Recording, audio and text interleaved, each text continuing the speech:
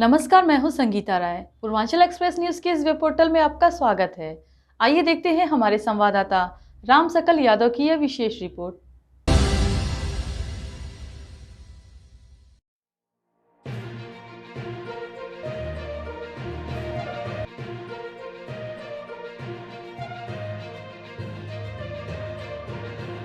एक बार फिर लाल बिहारी मृतक दागी के द्वारा मृतक के संघ के तत्वाधान में चुनाव लड़ने की तैयारी चल रही है।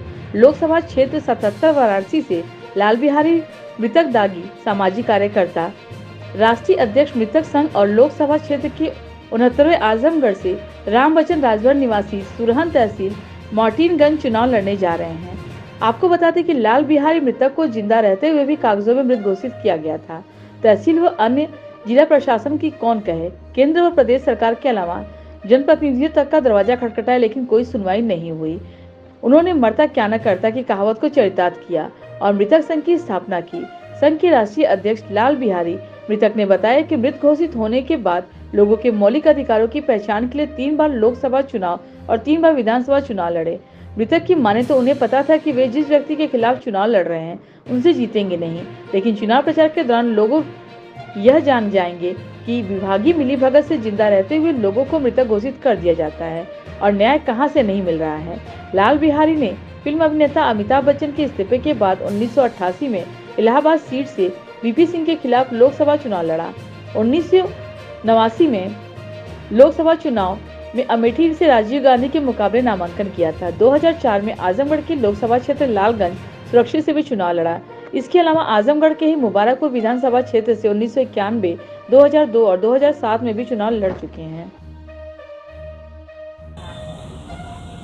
सर, अपना पूरा परिचय देते हुए, आजमगढ़ से आप कई बार लोकसभा और विधानसभा में पर्चा दाखिल कर चुके हैं। इस बार आप बनारस से लड़ने का प्रोग्राम बनाए हैं, तो क्या मन में है और किस तरह से तैयारियां चल रही हैं? देखिए, मेरा नाम तो लाल बिहारी मृतक है और मृतक दागी, मतलब लाल बिहारी मृतक दागी और मृतक संघ का राष्ट्रीय अध्यक्ष सामाजिक कार्यकर्ता हूँ।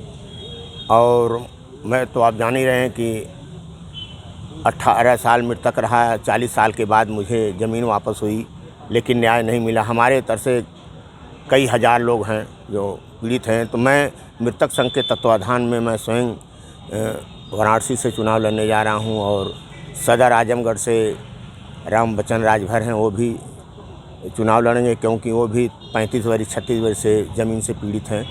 तो मैं सामाजिक न्याय के लिए, जन कल्याण के लिए लड़ाई लड़ूंगा और वो जनता की आवाज़ जो समस्या है उसकी आवाज़ उठाऊंगा। बनारस पूरे उत्तर प्रदेश की सबसे हॉट सीट है, वहाँ प्रधानमंत्री मोदी इस बार भी अपनी दावेदारी कर रहे हैं। ऐसे में कैसे आप चुनाव लड़ेंगे? देखिए, संसाधनों का अभाव होगा। देखिए, सब कुछ है, प्रधानमंत्री से हमसे के लिए कोई लेना देना नहीं है। मतदाताओं के बीच में जाना है, मतदाताओं से भीख मांगना है, मतदान की भीख मांगना है।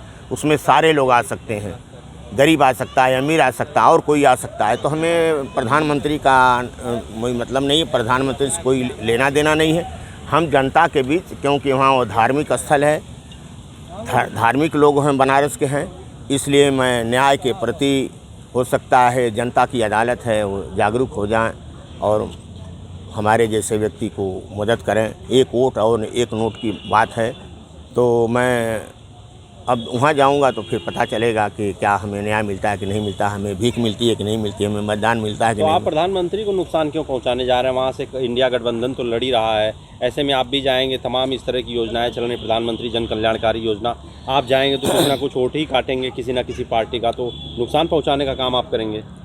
आप देखिए, अगर ये कह रहे हैं क्या मिला है, यहाँ न्याय नहीं मिल रहा है, शिक्षा महंगी है, न्याय महंगा है, स्वास्थ्य महंगा है, गरीब आदमी भटक रहा है, नौकरी नहीं मिल रही, शिक्षित बेरोजगार भटक रहे हैं, उनको कल कारखाना, उद्योग, फैक्ट्री, सरकारी नौकरी नहीं मिल रही है।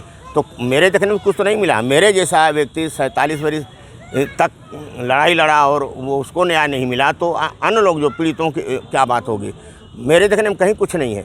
यहाँ तो रजिस्टर्ड, मान लीजिए, भुखमरी हो रही है ना, 80 करोड़ लोग भुखमरी हैं से कगार पर हैं। 5 किलो राशन मिल रहा, भुखमरी कैसे? अरे भुखमरी है तभी ना ले रहे हैं 5 किलो राशन। अगर भुखमरी नहीं होता तो क्यों लेते राशन? जिसका पेट भरेगा क्यों 5 किलो खातिर लाइन लगाएगा? और देखिए, वो आतंक जो फैला हुआ, पशुओं का आतंक फसलें में चल रही हैं, किसान निधि वही आदमी ले रहा है ना जो मतलब बेसहारा है, 6,000 रुपया सालीना पा रहा है और उससे कई गुना उसका नुकसान हो जा रहा है। तो देखिए वो गुमराह किया जा रहा है, उससे हमसे लेना देना नहीं। हम जनता के बीच में जाएंगे न्याय के लिए। और देखिए आज जो गरीब आदमी है, जो बच्चे हैं, डिग्री लेकर अचार नहीं डालेंगे, उनको नौकरी नहीं मिलेगी, मानदेय पर काम कर रहे हैं, झाड़ू पोछा लगा रहे हैं। अब देखिए ठेकेदारी पर काम कर उसका पेट नहीं भर रहा है। अगर कहीं अस्पताल में जाइए तो पता चला कि 1 रुपया का पर्ची है और 2,000-3,000 की जांच कराई हो जाती है, बाहर से दवा लेना पड़ता है, उसको क्या मिला। न्यायपालिका में जाइए, न्याय व्यवस्था न्यायालय में बगैर पैसे का काम नहीं चलने वाला है। जब तक पैसा नहीं देंगे तब तक आपको कुछ होने वाला है। वो भी दिन भर बैठे हैं, शाम को तारीख लेकर चले आइए। तो इस तरह से क्या कैसे भाई न्याय मिल रहा है। मोदी जी के संसदीय क्षेत्र में आप जा रहे हैं चुनाव लड़ने, तो बाहरी का भी तो सामना करने, आजमगढ़ से जाके आप बनारस में देखिए हम मोदी जी की क्यों बात कर रहे हैं। मोदी से उनका क्षेत्र तो है नहीं, वो तो बनारस का क्षेत्र है, बनारस की जनता है। तो भारत में कहीं भी कोई व्यक्ति लड़ सकता है। प्रधानमंत्री की बात कर रहे हैं, प्रधानमंत्री तो दूसरे प्रदेश के यहाँ के लड़ रहे हैं, 2 ही साल से न उसके तो क्षेत्र पहले बना है ना, तो कहीं से कोई लड़ सकता है। ये कोई बात हुई नहीं कि हम आजमगढ़ से नहीं जा सकते हैं और आज बनारस के लोग आजमगढ़ नहीं आ सकते। भारत में कहीं भी अगर भारत के नागरिक हैं, मतदाता हैं, तो भारत में किसी कोने से, किसी प्रदेश से आप लड़ सकते हैं चुनाव। तो आप प्रधानमंत्री की बार बार क्यों बात करते? प्रधानमंत्री से हमसे क्या लेना देना। इतनी हॉट सीट है, देश की सबसे प्रधानमंत्री वहाँ से हैं, तो बात तो उनकी करनी ही पड़ेगी। आप जा रहे हैं उनके खिलाफ चुनाव लड़ने, फिर उनके खिलाफ भाई उनके खिलाफ हम क्यों चुनाव लड़ेंगे? वो क्या हैं? हम जनता के बीच में जाएंगे ना, जनता से मतदान मांगेंगे, भीख मांगेंगे, गिड़गिड़ाएंगे, रोएंगे, अपना जाल फैलाएंगे, झूठ बोलेंगे कि सही बोलेंगे। जनता क्या हमारे साथ निर्णय करेगी कि नहीं करेगी? प्रधानमंत्री से हमसे क्या लेना देना भाई?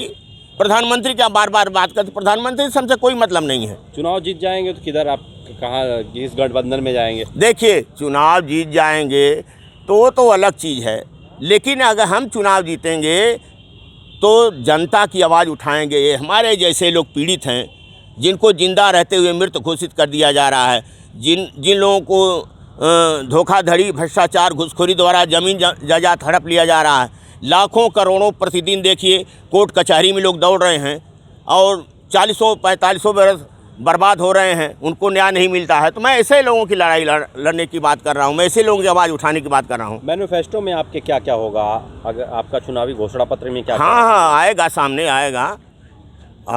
वो समय आने पर हम दिया जाएगा कि हम लोग क्या करेंगे क्या नहीं करेंगे। लेकिन मैं एक पीड़ित हूँ, जिसको फोड़ा होता है वही जानता है कि फोड़ा में कितना दर्द होता है। मेरे जैसा करोड़ों रुपया बर्बाद करने के बाद और न्याय नहीं मिला, तो बताइए, तमाम लोग करोड़ों आदमी घूम रहे हैं। तहसील में जाइए, तहसील भरी पड़ी है, चकबंदी में जाइए, चकबंदी भरी पड़ी है, दीवानी में जाइए, दीवानी में भरी पड़ी है, कलेक्ट्री में जाइए, कलेक्ट्री में भरी पड़ी है, हाई कोर्ट में जाइए वही हाल है, सुप्रीम कोर्ट में वही हाल है। सारे जगह तो पीड़ित दौड़ रहे हैं, उनको कहाँ न्याय मिल रहा है। आजमगढ़ से आपने क्यों नहीं चुनाव लड़ा इस बार? आजमगढ़ से मृतक संघ के तत्वाधान में एक जीवित मुर्दा लड़ेगा चुनाव। अच्छा, हाँ, वो अध्यक्ष होने के नाते आप बड़ी सी हॉट सीट पे लड़ रहे हैं। मैं फिर हॉट सीट वाली बात क्यों कर रहे हैं भाई? हॉट सीट क्यों है? ये तो आपका कहना उचित नहीं है भाई। वहाँ से कोई भी लड़ सकता है, वहाँ अन्य लोग भी लड़ेंगे, किसी के रजिस्टर्ड नहीं न है, वो तो किसी के रजिस्टर्ड नहीं है, सारे लोग जाएंगे। गरीब भी जा सकते हैं, अमीर भी जा सकते हैं, सारे लोग मतदान की भीख मांगेंगे ना, मतदाताओं के बीच में जाएंगे ना। कितनी सीट पे कितने प्रत्याशी आप उतार रहे हैं? अभी देखिए, अभी 2 का अभी हमारे सामने है, बनारस हैं। तो देखना है अब तो ये भी पता चलेगा कि ऐसे उम्मीदवार हैं, गरीब हैं, जो कमज़ोर हैं, कोई हड़का देगा, कोई फंसा देगा, कोई उनको कह देगा कि आपकी ज़मीन गिरा दिया जाएगा, कब्जा कर लिया जाएगा। ये सारी प्रकरण डर लगने लगा लोकसभा लड़ते लड़ते? नहीं देखिए, डर नहीं, हम देख रहे हैं, डर लगने नहीं लगा। जब आदमी कहीं अपनी बात कहने के लिए सच जाने किसी से कहता है तो उसका हर चीज़ खोजा जाता है। कहाँ ये ऊसर में नहीं बसा है, बंजर में नहीं बसा है, पोखरी पोखरा में नहीं बसा है, सारी चीज़ें कर्जवंद नहीं है, इसके ऊपर क्या है, बिजली का बकाया है कि नहीं, मतलब उसको इतना तरह से प्रताड़ित करेंगे कि वो आदमी दहस जाएगा, डर के मारे भाग जाएगा, या तो उसके खिलाफ फर्जी मुकदमा लगा दिया जाएगा। इतनी बड़ी लड़ाई लड़ने के बाद 47 बरिस हो गया, अभी मेरे खिलाफ एक मुकदमा नहीं दर्ज हुआ। जब भी मैं मुकदमा चाहता था कि मेरे खिलाफ मुकदमा हो जा। तो अब आपकी क्या